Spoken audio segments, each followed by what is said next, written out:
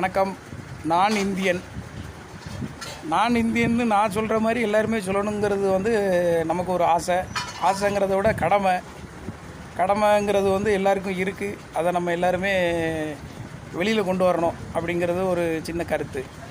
இன்னொன்று என்ன அப்படின்னா, அந்த கோயம்புத்தூர் பொள்ளாச்சி குற்றவாளிகளுக்கு நல்ல ஒரு தீர்ப்பு மேலக்கோர்ட்டு அந்த அம்மா நல்ல கரெக்டான தீர்ப்பு. அது 85 லட்சமும் சாகுமுறை ஆயுள் தண்டனையும் நல்ல ஒரு தீர்ப்பு. இந்திய நாட்டுடைய சட்டம் இப்போ தான் கரெக்டாக இதாகிக்கிட்டு இருக்கு. நல்ல ஒரு தீர்ப்பு, வரவேற்கத்தக்கது. அதே மாதிரி இந்த ஜாதி மதம் இந்த ரெண்டையும் வச்சுக்கிட்டு இந்த அரசியல் பண்ணுற ஒரு குற்றவாளிகள், தேச துரோகிகள் ஏகப்பட்ட பேர் இருக்காங்க நம்ம இந்தியாவுக்குள்ளேயே.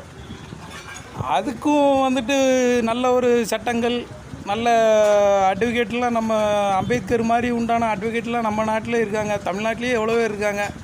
சுப்ரீம் கோர்ட்டே போய் வாதாடக்கூடிய ஒரு அட்வொகேட்டுகள்லாம் இருக்காங்க. அவங்களாம் நினச்சாங்க அப்படின்னா குற்றங்கள் ரொம்ப குறையும். எல்லாருமே ஒரு நாட்டுக்காக உழைக்கிற ஒரு ஆர்மி மாதிரி இருக்கணுன்றது ஒருத்தருக்குள்ளேயும் வெளிவரணும். தேசப்பற்று எல்லாருக்குமே வெளிவரணும். அப்படின்னா தானே நம்ம நாட்டை காப்பாற்றுறதுக்கு உண்டான ஒரு பொறுப்பு வரும்.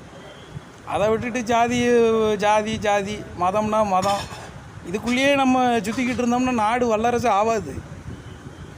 வேறு நாட்டோடு நம்ம கம்பேர் பண்ணல இந்தியா தான் பெரிய நாடு. எல்லாத்துலேயுமே மக்கள் தொகையிலையும் சரி, அணு ஆயுதங்களும் சரி, எல்லாமே பெரிய பெரிய லெவல் இந்தியான்னா அதான். அதே மாதிரி இந்தியாவில் இருக்கவங்க நமக்கு கடமையும் இருக்குது, பொறுப்புகள் ஏகப்பட்டது இருக்குது. குடும்பத்தை மட்டும் பார்க்குறவன் வேறு. ஒரு குடும்பம் இல்லாதவனும் குடும்பம் இல்லாதவன் தான் குற்றவாளி ஆகுதான். அதில் தான் வருது தேசம் துரோகம்ன்றது. அதான் துரோகிகள் யாருமே இருக்கக்கூடாது. துரோகிகள் இருக்க வேண்டிய இடமே ஜெயிலு தான். சுப்ரீம் கோர்ட்டே போனாலுமே குற்றங்கள் நிபந்தனைக்குட்பட்டதுங்கிற ஒரு கட்டுக்கோட்பாடுக்குள்ளே வரணும். அதுதான் இந்தியனாக செயல்படணும். அவ்வளோ பேரும் ஜாதி மதத்தெல்லாம் கொஞ்சம் வெளியில் வைங்க, தேசப்பற்றுக்கு வாங்க, நல்லதே நடக்கும். வாழ்க வளமுடன். ஜெய் ஹிந்த். இந்தியன்.